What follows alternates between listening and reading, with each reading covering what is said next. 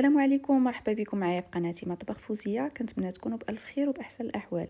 اليوم إن شاء الله نحضر معكم مملحات بعجينة خطيرة بدون كثرة دهون، كتجي مورقة وهشيشة بلا عجين مورق، كتجي لذيذة بزاف. أيضا غادي ندير معكم حشوة مختلفة كتجي بنينة بزاف وسهلة. وقبل ما ندوزو للمقادير وطريقة التحضير، اللي كنتو أول مرة كتشاهدوا فيديوهاتي ما تنساوش تشتركوا في القناة وتفعلوا جرس التنبيهات باش يوصلكم كل جديد إن شاء الله. وفي المقادير غادي نحتاج 500 غرام ديال الدقيق الابيض، ما يعادل 5 ديال الكؤوس، شويه ديال الملح، معلقه كبار ديال السكر، ربع كاس ديال الزيت النباتيه، وواحد العلبه ديال ياغورت طبيعي يعني دانون مسوس بدون نكهه. وكنبدا كنخلط هاد المكونات. قبل ما نبدا نضيف الماء كنخلطهم هكا مزيان. وهنايا عندي كاس ديال الماء اللي كيكون بحراره المطبخ، يعني من الروبيني عادي. بالنسبه للماء فكيختلف على حسب نوعيه ديال الدقيق. المهم انا هاد العجينه هذه هزت لي كاس ديال الماء. كندلك هكا شويه العجينه غير باش كتجانس مزيان، ماشي كندلكها بزاف، غير هكا باش ما كيبقاوليش هكا الحبيبات ديال الدقيق. صافي هذا هو القوام ديال العجينه. العجينه كتكون مرخوفه شويه وفي نفس الوقت شاده راسها، يعني ما تكونش خفيفه بزاف لان غادي نسرحوها بالدلاك. كما شفتوا معايا كتكون ماشي قاصحه بزاف. وكندوز مباشره كنقطعها كنقسمها على جوج ديال الكرات. المهم بالنسبه لهاد العجينه هذه كما شفتوا معايا درت فيها 2 معالق كبار ديال السكر لانها كتجي مع المالح ومع الحلو.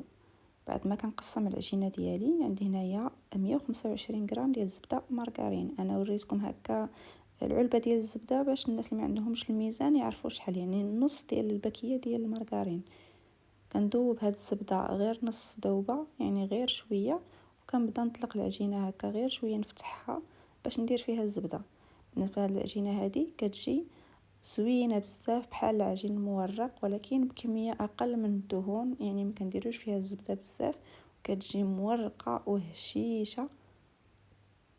كنسرح هكا حتى الكره الثانيه بنفس الطريقه وكنحاول نديرها قدها. هنايا الزبده ديالي كتكون دابت غير شويه، كندير هكا الزبده في الوسط وكنحاول ما نوصلهاش للجناب. وحاولوا ما تكتروش هكا الزبده باش ما تخرج لكمش من الجناب. المهم كنسرح هكا الزبده بهذه الطريقه كما كتشوفوا، وكنرد الطرف الاخر ديال العجينه اولا القطعه الاخرى ديال العجينه، كنضغط هكا بالاصابع ديالي يعني مزيان باش العجينه ما كتحلش وتخرج منها الزبده. وكنضغط عليها هكا غير شويه باش هكا يمشي منها الهواء من الداخل. كنغطيها بالسلوفان وكنخليها ترتاح. بالنسبه للحشوه غادي نستعمل واحد العلبه ديال الجبن الابيض. عندي هنايا شرائح الديك الرومي المدخن اللي قطعته قطع صغيره، وفرماج موتزاريلا مع شويه ديال الفرماج الاحمر. كندير شويه ديال الفلفل الاسود وشويه ديال الزعتر اللي كنحكو هكا باش كيطلق النسمه مزيان، وكنخلط هاد المكونات. صافي هذه هي الحشوه ديالي، حشوه بسيطه وكتجي بنينه ومختلفه هكا على الحشوات اللي كنديرو دائما. الانسان كيبغي هكا يبدل. هذا هو الشكل ديال الحشوه ديالي. من بعد ما كنخلطها غادي نخليها جانبا. وفي هاد الاثناء كتكون العجينه ديالي ارتاحت. هاد العجينه هذه صراحه زوينه، دغيا كتطلق ودغيا كطوع، يعني ما كنديروش نفس الطريقه اللي كنديرو في العجين المورق، يعني كنبقاو كل مره نتسناوها ونطويوها. هاد العجينه هذه دغيا كتوجد ودغيا كتحضر، ساهله بزاف وكتجي رائعه. كنرش سطح العمل بالدقيق غير شويه وكنبدا نسرح. بالنسبه للعجينه فكنحاول انني نسرحها على شكل مربع باش كتجيني التوريقه ديالها زوينه. مهم كنطلقها هكا على شكل مربع كما شفتوا، وكل ما رققتوها يكون مزيان. بعد ما كنطلقها كندير هذيك الزبده اللي دوبت من قبل، كندير هكا واحد الطبقه خفيفه ديال الزبده وكندهنها على السطح ديال العجينه كامله. وكنطويها بهذه الطريقه، يعني بالطريقه العاديه اللي كنطويو بها المسمن معروفه جدا. هذه هي الطريقه اللي غادي نديرو في التوريق، يعني ماشي غادي نبقاو كل مره نطويوها، غادي نطويوها مره واحده وغادي نحطوها ترتاح وندوزو مباشره نطلقوها ونعمروها. اذا كنرد هاد الطرفين هادو، وفي هاد الوجه هذا كندهن شويه ديال الزبده. وإلا لاحظتوا راه غير 125 غرام ديال الزبده وشاطط لنا منها. هاد العجينه هادي ما كتاخدش كميه ديال الزبده بزاف. كنرد هاد الطرف بهاد الطريقه وكنضغط دائما بصبعي باش كتثبت هاد العجينه، ما كيبقاوش هكا يخرجوا الاطراف ديالها من الجناب. صافي هذه العجينه ديالي واجده، بقى لي غير نسرحها وندير لها الحشوه. ولكن قبل ما نسرحها غادي نخليها ترتاح، ما كترتاحش بزاف، غير شويه كتكون طاعت، لان هاد العجينه هذه دغيا كطوع كتجي زوينه بزاف. كنرش سطح العمل بالدقيق وكنبدا كنسرح العجينه ديالي، كنخليها هكا مربعه، كنحاول نحافظ على الشكل ديالها، وكل ما رققتها كتجي زوينه. وهذه هي العجينه ديالي. من بعد ما اطلقتها قطعت لها الجوانب بقطعه ديال البيتزا باش هكا كيجيو مورقين زوينين، وكنقطع هكا على شكل مربعات يكونوا قد الطول ديالهم قد العرض. الا بغيتو تستعملوا المسطره او لا تستعملوا هكا غير عينكم ميزانكم. المهم انا ما استعملتش المسطره، درت غير عيني ميزاني. كنقطع هكا مربعات، هنايا شاطوا ليها الطريفات هادو كنحتفظ بهم بهذه الطريقه هذه باش من بعد ما كنطلقهم كيجيو مورقين. وكندير الحشوه في الوسط بهذه الطريقه هذه. وبالنسبه لهاد الحشوه هذه كتجي بنينه وما تخافوش منها، راه ما كتخرج، ما كتخليهم هكا يتفرقعوا، لان الجبن بعض المرات كيبقى يخرج. لا بهذه الطريقه هذه ملي كنضيفوا له الموتزاريلا والدان فيمي فما كيخرجش، كيبقى زوين وكتجي الحشوه بنينه بزاف وزوينه يعني ناجحه. كنسد هاد الطرفين بهذه الطريقه وكنقرص العجينه، كنسدها مزيان يعني ما كنخليه حتى شي تقبه. بهذه الطريقه كما كتشوفوا كنسدها مزيان، كنحطها على سطح العمل وكنحاول نربعها، يعني كنصايبها، كنضغط عليها هكا شويه غير باش كتوزع الحشوه. وهذا هو الشكل ديالها. ندير معكم واحده اخرى باش تشوفوا. كنسد الطرفين بهذه الطريقه وكنقرص كما كتشوفوا.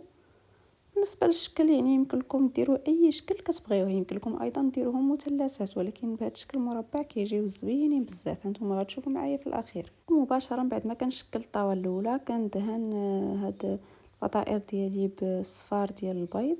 وهنايا عندي واحد الغازواغ اللي غادي نعقمها هكا غير بالبريكه، ولا كدوزوها من فوق النار او من فوق البوطه.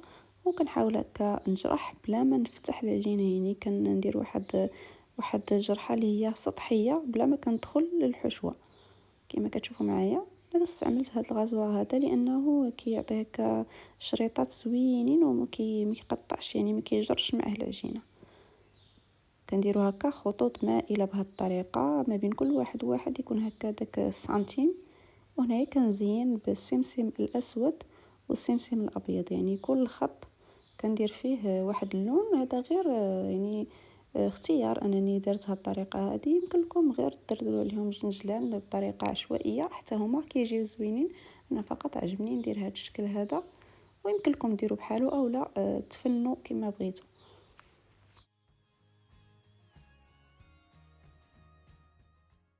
وهذا هو الشكل ديالهم بعد ما كنزينهم بالجنجلان. دابا غادي ندوزو الطريقه ديال الطهو. كتكون عندي الفران سخونه، يعني سخونه مزيان، يعني على نار مرتفعه. كندخلهم للفران وكنخليهم على نار مرتفعه من الفوق ومن التحت حتى كيتنفخوا وكيبداو هكا شويه كيتحمروا من الجناب كما كتشوفوا معايا، كيوليو بهذا الشكل هذا. ملي كيوصلوا هذه المرحله كنقصوا النار تماما وكنخليوهم يطيبوا، يعني كنخليو النار غير من تحت حتى كيطيبوا. من بعد ما كيطيبوا كيجيو على هذا الشكل هذا، كيجيو رائعين جدا، لا في المنظر ولا في المذاق، كيجيو قمه في الروعه. ودابا غادي نوريكم كيفاش كيجيو. الصراحه كيجيو منفوخين كما كتشوفوا معايا، كيتنفخوا مزيان. والسر هو اننا كنرفعوا لهم في النار في الاول من الفوق ومن تحت. شوفوا معايا شحال كيجيو هشاش وكيجيو مورقين، وكما لاحظتوا معايا الحشوه كتبقى لداخل ما كتخرج، وكيجيو مورقين بطريقه سهله كما شفتوا معايا. صراحه كيجيو لذاذ، وحتى العجينه ما كتجيش ميدمه، كتجي ناشفه. وكما قلت لكم يمكن لكم تستعملوها في المالح والحلو.